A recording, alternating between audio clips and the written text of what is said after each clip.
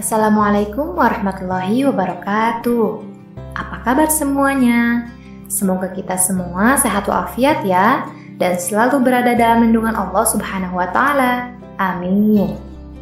Dalam video ini, saya, Ibu Astri Nurdianti, sebagai penyusun narasi, berkolaborasi dengan Bapak Fio Azhari sebagai penyusun dan pembuat video, akan menyampaikan tema yang menurut kami sangat penting untuk dibahas, yaitu mengenai keutamaan membaca Al-Quran dengan tartil.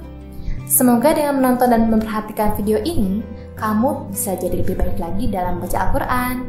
Amin. Yuk, kita sama-sama belajar. Sebetulnya, untuk apa kita membaca Al-Quran? Lalu, mengapa harus tartil dalam membaca Al-Quran?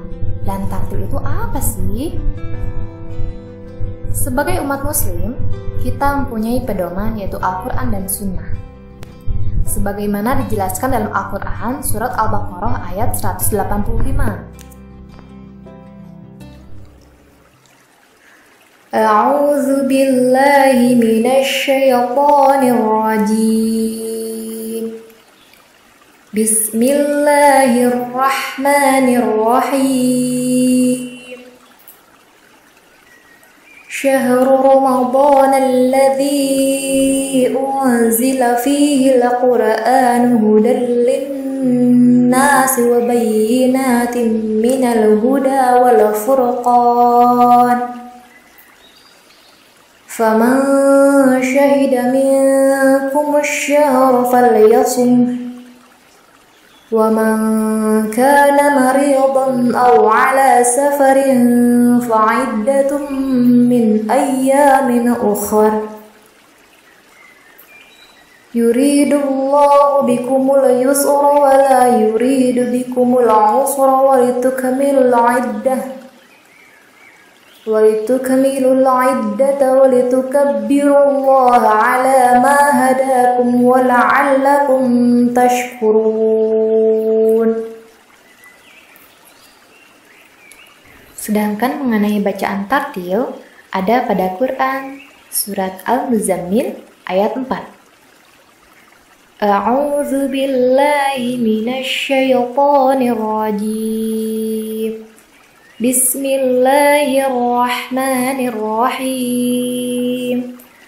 Auzid 'alaihi wa rattilil Qur'ana tartila. Artinya, atau lebih dari seperdua itu, dan bacalah Al-Quran itu dengan tartil atau perlahan-lahan. Syekh Abdul Aziz dalam tafsirnya menyebutkan bahwa arti asal tartil adalah membaca dengan terang dan jelas, sedangkan menurut syariat adalah membaca Al-Quran dengan tertib. Rasulullah Shallallahu Alaihi Wasallam membaca Al-Quran dengan tartil, tidak lambat, tetapi juga tidak cepat, sebagaimana diperintahkan oleh Allah Subhanahu wa Ta'ala, dan beliau membaca satu persatu kalimat, sehingga satu surah dibaca lebih lama daripada kalau dibaca biasa. Rasulullah Shallallahu Alaihi Wasallam bersabda bahwa orang yang membaca Al-Quran kelak akan diseru, bacalah, telitilah, dan tartilkan sebagaimana kamu dahulu di dunia mentartilkannya, karena kedudukanmu berada di akhir ayat yang engkau baca. Hadis riwayat Abu Dawud dan Tirmizi. Adapun membaca Al-Quran dengan tartil yakni sebagai berikut. Yang pertama, setiap huruf harus diucapkan dengan makhraj, yaitu tempat keluarnya huruf yang benar, sehingga po tidak dibaca ta dan bo tidak dibaca vo. 2. Berhenti pada tempat yang benar. Jangan memutuskan atau melanjutkan bacaan di tempat yang salah. 3. Membaca semua harokat dengan benar, yakni menyebut fathah, kasrah, dan domah dengan perbedaan yang jelas. Kita harus memperhatikan cara membaca huruf kha, ra, sha, bo, po, vo, ghain, dan qaf yang berharokat fathah tidak dibaca dengan memonyongkan mulut seperti mengucapkan huruf O Latin, tetapi dibaca dengan membuka mulut karena fathah artinya membuka. Keempat, mengeraskan suara sampai terdengar oleh telinga kita, sehingga Al-Quran dapat mempengaruhi dan meresap ke hati.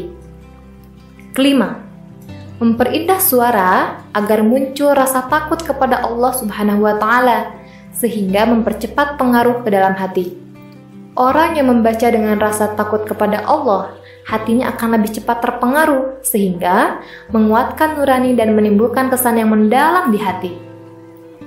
Keenam, membaca dengan sempurna dan jelas setiap tasydid dan madnya.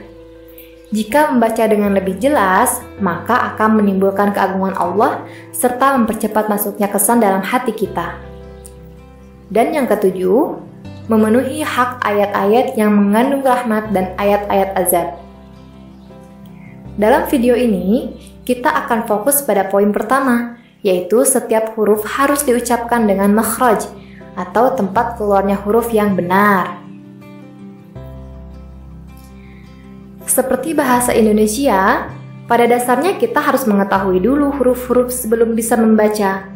Begitupun bahasa Arab yang digunakan dalam Al-Quran. Bukan hanya mengetahui, tetapi kita harus mengenal huruf-huruf hijaiyah beserta dengan cara pengucapannya. Seperti yang sama-sama sudah kita ketahui, bahwa huruf-huruf hijaiyah itu ada 28. Mari kita sebutkan huruf-huruf hijaiyah tanpa harokat. Alif, ba, ta, sa, jim, ha, kha, dal, zal, ra, zai, sin, shin, sad, dad, ta, dha, ain, ghain, fa, qaf, kaf, lam, mim, nun, waw, ha, lam, alif, hamzah, ya.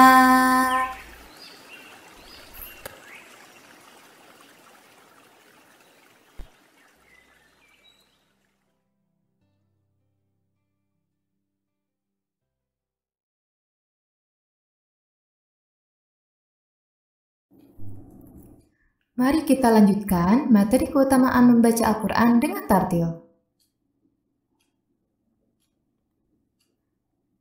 Hukum mad. Mad artinya memanjangkan bacaan dengan menggunakan harokat. Ada dua macam bacaan mad. Yang pertama mad tabi'i dan yang kedua mad far'i. Kali ini kita akan membahas satu mad saja, yaitu mad tabi'i. Mad tabi'i adalah mad yang cara bacanya dipanjangkan satu alif atau dua harokat. Hurufnya ada 3, yaitu alif, ya, dan waw. Alif mati sesudah fathah, ya mati sesudah kasrah, dan waw mati sesudah dhammah. Yang berikutnya yaitu hukum nun sukun dan tanwin. Hukum nun sukun dan tanwin ada 4 bagian. Yang pertama ada izhar, kedua idgham, ketiga ikhfa, dan yang keempat ada iqlab.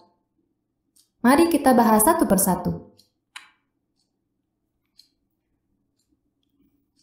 Izhar.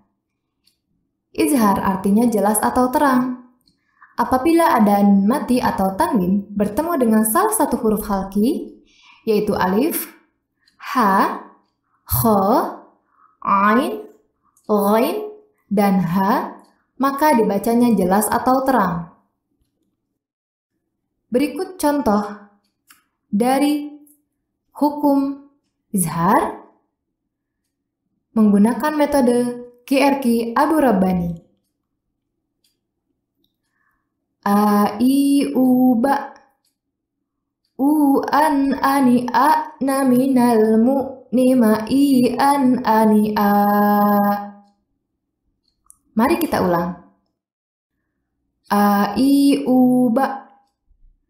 U, an, ani, a, na, minal, mu, ni, ma, i, an, ani, a. Yang kedua ada idgham. Idgham dibagi ke dalam 2 bagian. Yang pertama ada idgham bi gunnah dan yang kedua ada idgham bila gunnah. Idgham bi gunnah yaitu memasukkan atau meleburkan huruf nun mati atau tanwin ke dalam huruf sesudahnya dengan disertai berdengung. jika bertemu dengan salah satu huruf yang 4, yaitu ya, waw, mim, dan nun. Yang kedua ada idgham bila gunnah. Idgham bila gunnah yaitu memasukkan atau meleburkan huruf nun mati atau tanwin ke dalam huruf sesudahnya tanpa disertai dengung jika bertemu dengan huruf lam atau ro. Mari kita praktekkan. Yang pertama ada idgham bi gunnah. Nani nuban, nunan naninan minal munni maninan nanina. Kemudian idgham bila gunnah. Lali lubal, lulallani lalna minal mulni malilallanila.